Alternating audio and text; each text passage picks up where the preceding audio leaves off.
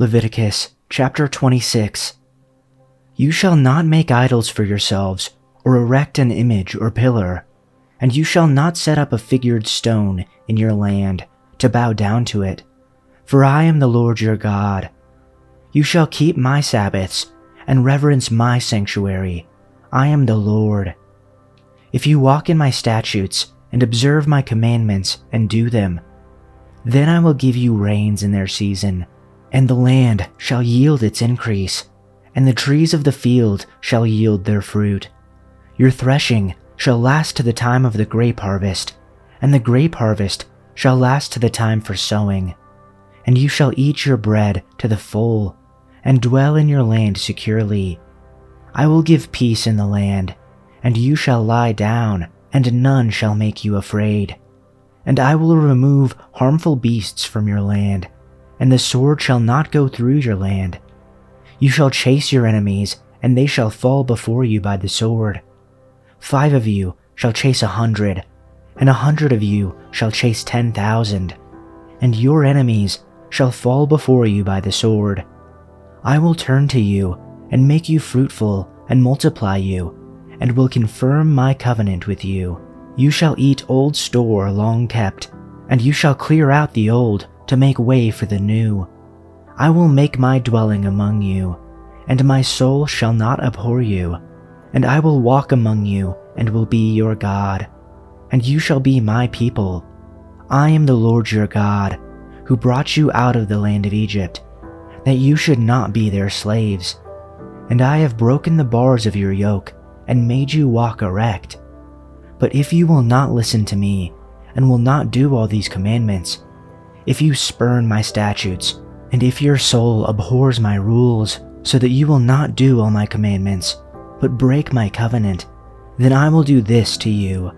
I will visit you with panic, with wasting disease and fever that consume the eyes and make the heart ache.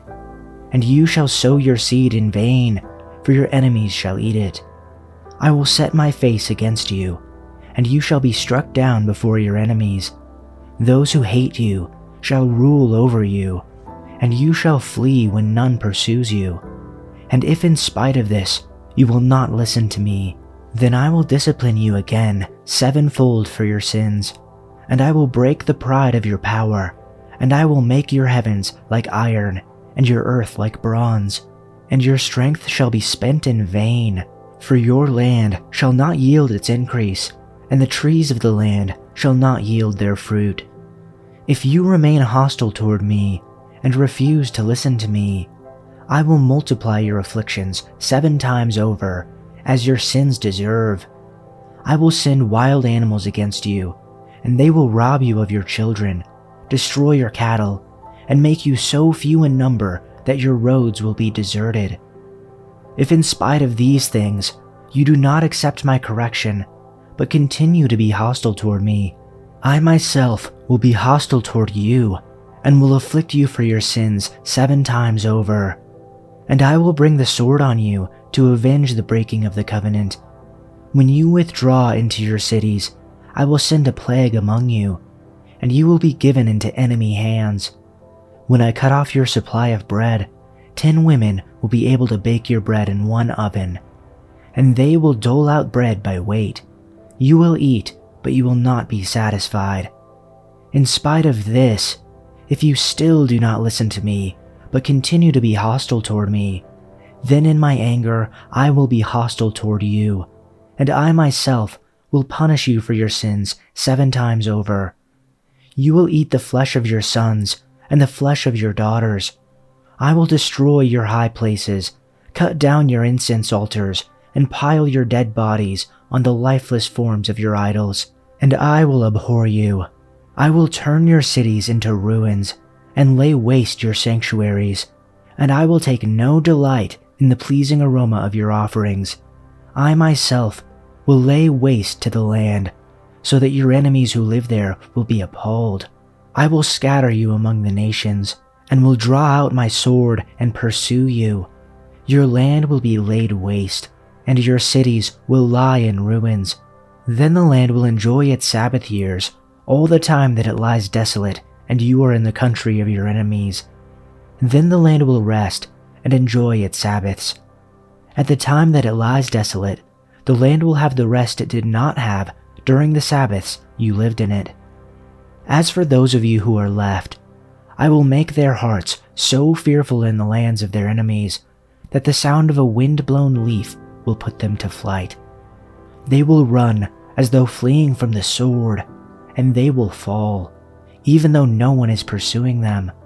They will stumble over one another as though fleeing from the sword, even though no one is pursuing them. So you will not be able to stand before your enemies. You will perish among the nations. The land of your enemies will devour you. Those of you who are left will waste away in the lands of their enemies because of their sins. Also because of their ancestors' sins, they will waste away.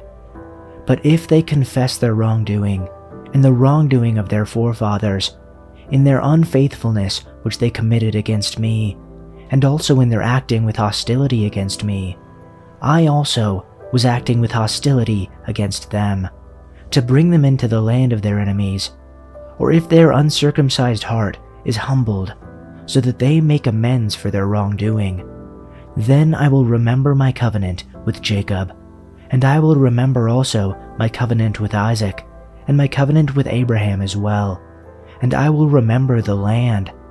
For the land will be abandoned by them, and will restore its Sabbaths while it is made desolate without them.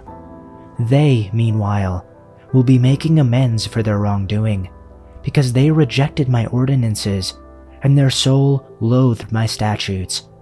Yet in spite of this, when they are in the land of their enemies, I will not reject them, nor will I so loathe them as to destroy them, breaking my covenant with them. For I am the Lord their God. But I will remember for them the covenant with their ancestors, whom I brought out of the land of Egypt in the sight of the nations, so that I might be their God. I am the Lord. These are the statutes and ordinances and laws which the Lord established between himself and the sons of Israel through Moses on Mount Sinai. Chapter 27. Again, the Lord spoke to Moses, saying, "Speak to the sons of Israel, and say to them, when someone makes an explicit vow, he shall be valued according to your assessments of persons belonging to the Lord. If your assessment is of a male from 20 years even to 60 years old, then your assessment shall be 50 shekels of silver by the shekel of the sanctuary. Or if the person is female, then your assessment shall be 30 shekels. And if the person is from 5 years even to 20 years old, then your assessment for a male shall be 20 shekels, and for a female 10 shekels.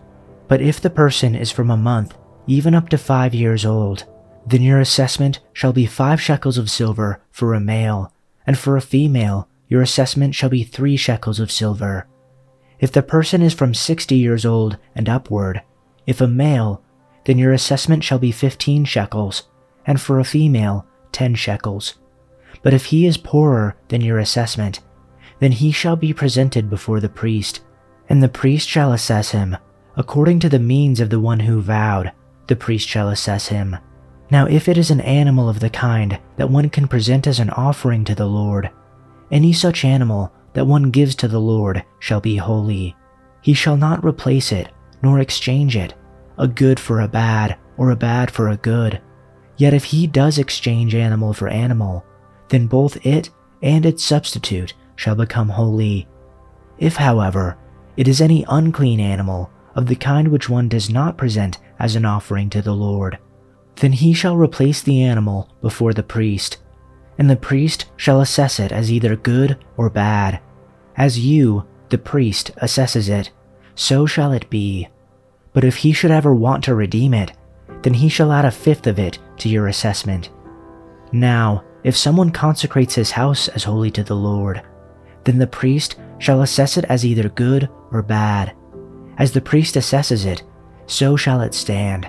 Yet, if the one who consecrates it should want to redeem his house, then he shall add 1/5 of your assessment price to it, so that it may be his. Again, if someone consecrates to the Lord part of the field of his own property, then your assessment shall be proportionate to the seed needed for it. A homer of barley seed at 50 shekels of silver. If he consecrates his field as of the year of Jubilee, according to your assessment it shall stand. If he consecrate his field after the Jubilee, however, then the priest shall calculate the price for him, proportionate to the years that are left until the year of Jubilee, and it shall be deducted from your assessment. If the one who consecrates it should ever want to redeem the field, then he shall add 1/5 of your assessment price to it, so that it may belong to him. Yet if he does not redeem the field, but has sold the field to another person, it may no longer be redeemed, and when it reverts in the Jubilee, the field shall be holy to the Lord. Like a field banned from secular use, it shall be for the priest as his property. If someone dedicates to the Lord a field he has purchased, but which is not part of his family property, the priest will assess its value based on the number of years left until the next year of Jubilee. On that day, he might give the assessed value of the land as a sacred donation to the Lord. In the year of Jubilee, the field must be returned to the person from whom he purchased it, the one who inherited it as family property. All the payments must be measured by the weight of the sanctuary shekel, which equals 10 gerahs.